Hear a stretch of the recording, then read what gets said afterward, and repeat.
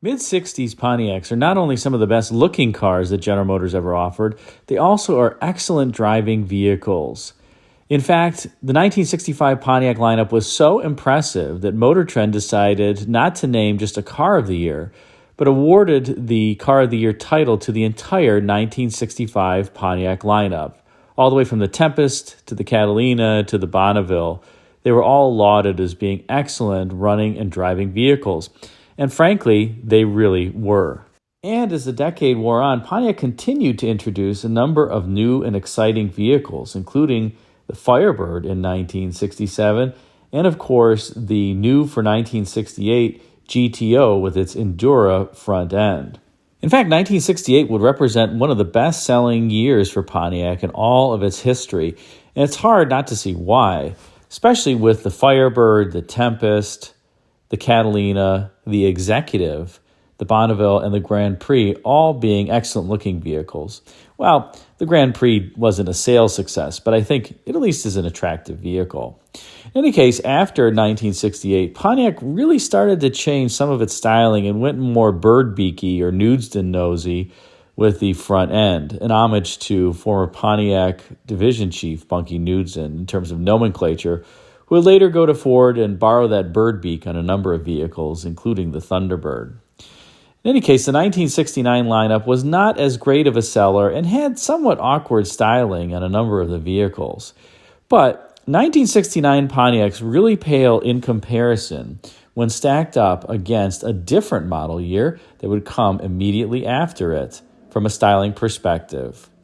That is, in 1970, Pontiac introduced for its full-size lineup what is perhaps the ugliest bunch of vehicles that it ever produced. The 1970 Catalina, Executive, and Bonneville. Let's start out with the most egregious element of the styling of the 1970 Pontiacs, and that is this front end with an enormous schnoz that's chrome-plated and a three-piece bumper that just looks like it's about ready to smash you in the face. Apparently, for 1970, Pontiac designers were told by then GM styling chief Bill Mitchell that he wanted the front end of the Pontiac to resemble a Duesenberg. Now, remember that in 1969, when the Pontiac Grand Prix was introduced, there was a bit of Duesenberginess in that lineup, because John DeLorean himself wanted to use Duesenberg names like the Model J and SJ to denote various trims for that particular vehicle.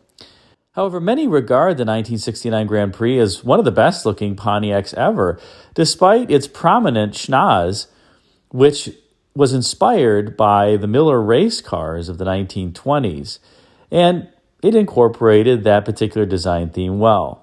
When it came to the full-size Pontiac for 1970, however, trying to make a Pontiac into a Duesenberg just didn't quite work. I mean, take a look at that extremely prominent grille right in the middle of these Pontiacs. And of course, you can't miss that immediately to the left and the right of the grille are what appear to be horns.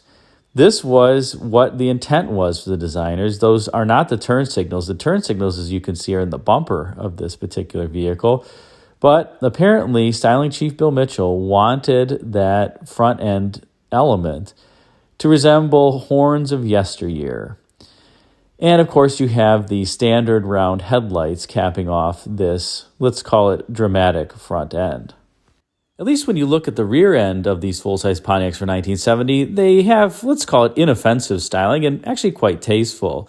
The arrow pointy taillights that are horizontally arranged, as well as the interesting sculpture on the body side surface there and how it mates up to the lower roof, is somewhat visually interesting, if a little bit plain.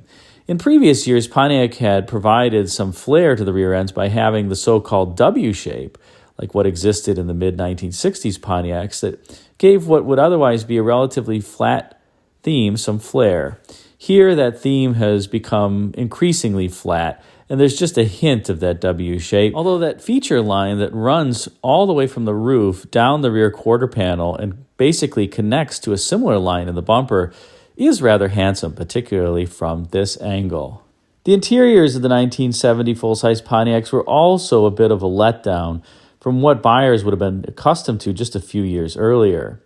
In the mid-1960s, if you got a top-of-the-line trim like a Bonneville that's shown here, you actually received real wood grain dash trim. Pontiac had decided to endow its top-of-the-line vehicles with real walnut veneer. But by 1970, the wood veneer that you see here is simply made from fake plastic trees. Its ersatz burl wood is unconvincingly faux and isn't really fooling anyone here. Also, the steering wheel has gone from a beautiful lucite translucent wheel to this kind of plasticky, soft-looking thing that is relatively uninteresting, though it does have a tasteful design with its 3 spokes. It appears the bean counters also hit up the door panels, where you can see they just have that little bit of fake wood running around the door panel for trim, a relatively hard lower section. And the door handle is seemingly very cheap looking, especially when you compare it to the old school door handles that you found in the mid-1960s Pontiacs that were very sculptural and beautiful. I suppose one good element of this door is that it has the courtesy light, which can illuminate the ground, but that really doesn't make up for the relative plainness of this door panel compared to what Pontiac was producing just a few model years earlier. Here's a better look at that faux burl wood grain on the dash, and you can see that it's very unconvincing. And in fact, over the climate control panel, it's starting to crack. At least the plastic sticker is. This car is an interesting one that has Pontiac's optional automatic climate control outfitted to it, which was super rare. You can see that you'd select the temperature from that slider bar at the bottom left, the fan speed at the bottom right. That's not a 2-speed fan. There actually were, I believe, 4 fan speeds or maybe 5 fan speeds. And if you put that in the low setting, it just would supply lower voltage to the blower. So you'd still have 4 or 5 fan speeds on low, 4 or 5 fan speeds on high that would automatically be selected for you. And below that climate control panel, you can see the area where the radio is set. That's all hard plastic down there. So again, not very luxurious for a top-of-the-line vehicle for Pontiac's lineup. At least there was one definitive bright spot of these 1970 full-size Pontiacs, and that's what was under hood. In the Bonnevilles, this 455 cubic inch mill was standard equipment, and it was the first year for Pontiac's 455 cubic inch V8. In 1969, the largest V8 you could get in a Pontiac was the 428 cubic inch V8, which had a 4.12 inch bore and a 4-inch stroke. Pontiac both bored and stroked its 428 cubic inch engine to come up with its 455, which had a bore of 4.15 inches and a stroke of 4.21 inches. In other words, it was an undersquare design, really designed for more torque than anything. But these engines under hood, which made around 360 gross horsepower, are absolutely fantastic and make these 1970 Pontiacs move with a level of alacrity that honestly you wouldn't expect coming from a full-size automobile.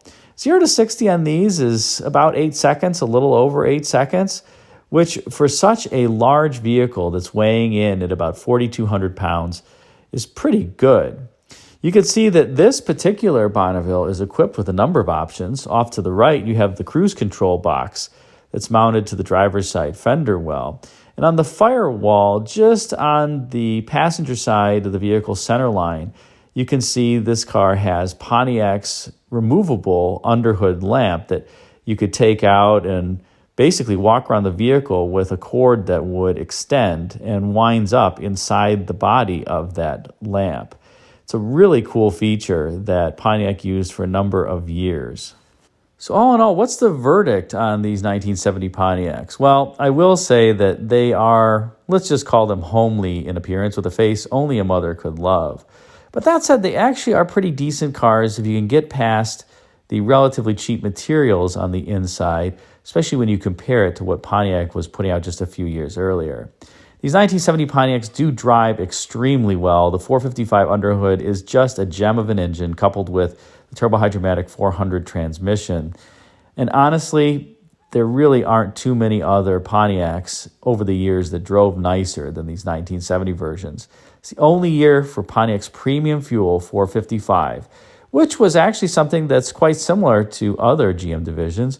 1970 was the only year for the premium fuel 454 from Chevrolet, and the only year for the Premium Fuel 455 from Buick, as well as the Premium Fuel 500 cubic inch mill fitted under hood in the Cadillac Eldorado. So 1970 is a very special year if you enjoy peppy powertrains in full-size cars.